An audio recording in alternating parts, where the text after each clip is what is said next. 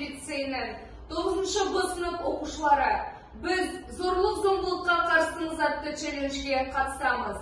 Бұл челлендждің негізгі мақсаты зорлық-зомбылыққа жол бермеу, әлімжеттік жасамау. Біз үлкенге құрмет, кішіге өсиет көрсете білген бабалар ізін жалғаймыз. Біз зорлық-зомбылықтан саналы түрде бас тартамыз. Біз өзімізден кіші інді бауырларымызға әлімжеттік көрсетпей, оларды қолдауға дайынбыз. Біз зорлық-зомбылыққа қарсымыз. Біз рухы биік, ұстанымы жоғары мақсатты айтқан қазақ жастары зорлық-зомбылыққа жол бермейміз.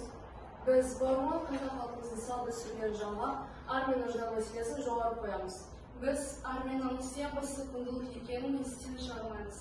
Әдепті бала арлы бала, әдепсіз бала сорлы бала деген баба мақалын әрдайым санамызда ұстауымыз керек. Біз тәуелсіз қазақ елінің болашағымыз, ата-баба дәстүріне мәңгілік бас иемденеміз. Біз Оралхан Бөкей атындағы номер 44-ші лицейінің 9-шы Б сынып оқушылары, біз зорлық-зомбылыққа қарсымыз атты челленджді 9-шы А сыныбына жолдаймыз.